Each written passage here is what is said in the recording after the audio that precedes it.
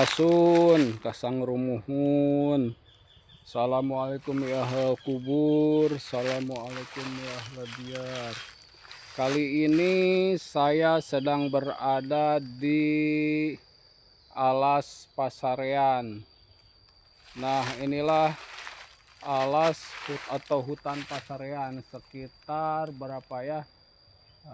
Jari-jari berapa lah, ada utara selatan 15 meter apa 20 meter ya, barat timurnya agak panjang. Nah, ini terletak di Bobojong, Desa Utama, Kabupaten Ciamis. Apa saya bikin video ini? Maksudnya saya menghimbau kepada Dinas Kepurbakalaan, apa sekarang mah oleh Dispudpora gitu, Dinas Kebudayaan dan Kepurbakalaan Kabupaten Ciamis dan Provinsi Jawa Barat, mohon menginventarisir sejarah Galuh di Ciamis, kegaluhan di Ciamis. Kalau dulu kiai-kiai sepuh biasanya yang punya catatan-catatan kecil, kiai-kiai pesantren kecil biasanya punya catatan-catatan kegaluhan gitu. Kiai-kiai sepuh lah, jarang-jarang. Kayak sekarang mungkin udah nggak punya lah yang begituan. Biasanya yang punya catatan-catatan kegaluhan itu misalkan Ciancang Galuh Desa Utama. Nah, ada biasanya di kiai-kiai sepuh biasanya ada kalau gitu. Maksud saya di sini adalah, nah ini kayak kan ini batu-batu tuh tunggul makam nih tuh. Ini batu-batu makam semua. Nah ini Nah, ini adalah makam asli tadinya. Jadi, batu-batu yang tergeletak di sana-sana dikumpul-kumpul. Nah, dibikinlah macam makam kayak gini nih. Ini orang tidak bertanggung jawab ini. Segede kol desa makamnya tuh, segede truk kol desa. Gajah juga bisa masuk ini kalau dikubur di sini. Nah, kan ini rancu lah gitu. Dari segi kepurbakalaan juga diragukan, dari segi ini kurang mengandung nilai sejarah lah. Ini makam-makam, ini batu-batu asli makam dibikin makam kayak gini nih. Ini kan karena tidak ada yang meninventarisir tempat bersejarah ini gitu. Mungkin dulu seingat saya waktu saya masih SD ada 2 makam tuh daerah sebelah situ tuh. Di situ ada pohon nau atau pohon aren 2. Kenapa saya tahu? Karena saya waktu itu sering main ke sini. Udah belum banyak mahoni kayak gini. Ini hasil penebangan mahoni udah dijarangin nih. Udah ditebang semua yang gede-gedenya. Nah, ini tinggal anakan-anakannya segede gini. Sekitar berapa ya lah, 6 bulanan yang lalu ditebang habis pohon yang besarnya. Ini tinggal yang tertinggalnya yang tidak tersortir, yang tersortir oleh tukang kayu. Sisanya ini. Nah, kenapa saya tahu ke sini dulu dengan balong kolam orang tua saya dekat tuh di situ tuh. Nah, turun dari sini udah kolam orang tua saya di situ dulu, sering memijahkan ikan. Saya sering ikut ngawur ke kolam, ini ke kolam. Apa kalau ngebedahkan kolam, kalau mengurus kolam pokoknya tahu gitu. Jadi sering main ke sini. Nah, dulu kan saya tahu di situ ada makam Tau 2 itu. Kenapa? Saya tahu karena waktu itu kebunnya masih milik saudara saya juga dari kota.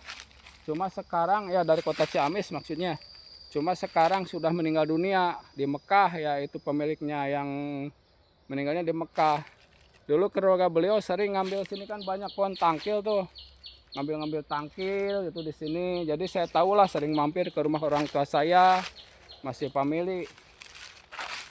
Nah, dulu itu ada makam 2 di situ. Nah, terjadilah waktu itu perusakan makam oleh pengabonnya. Kan ini dulu ditanami cengkeh sebelum bala jadi hutan gini. Ini masih terang gitu, kelihat dari arah utara selatan, dari arah timur ke barat itu kelihat. Nah, ditanam pohon cengkeh, nggak benar kan tanah makam, jadi nggak tumbuh subur, maksudnya nggak sampai berbuah. Nah, batu-batu banyak diunggulin, banyak diambil-ambil sama Ki Ending namanya. Ki Ending apa ya namanya, pokoknya Ending lah, apa nama aslinya mah. Nah, terus setelah itu batu banyak ditumpuk, pohon cengkeh numbuhnya nggak subur. Dah ini makam keramat, makam karuhun dulunya juga. Nah, di sejarah Ciamis, buku karangan Bapak Haji Jaja Sukarja, mantan Kadisdik Kabupaten Ciamis, ada di situ tertulis, disebutkan di situ pasaran Bobojong, cina. Padahal pasarean gitu. Entah makam apa ya, pernah saya baca dulu apa Pangeran Bongsang apa gimana. Terus ada yang bilang juga ini ada yang nyambung ke Bupati Karawang gitu. Pada abad sekian gitu. Ini pada abad berapa Masehi lah gitu. Zaman-zaman dulu kerajaan Galuh berdiri pada abad berapa tuh kerajaan Galuh. Saya kurang begitu tahu. Jadilah intinya kepada pihak berwenang, baik kepada Disbudpora atau kepada Dinas Kepurbakalaan atau kepada Dinas Pemerintah Kabupaten Ciamis dan Provinsi Jawa Barat, kepada Bapak KDM,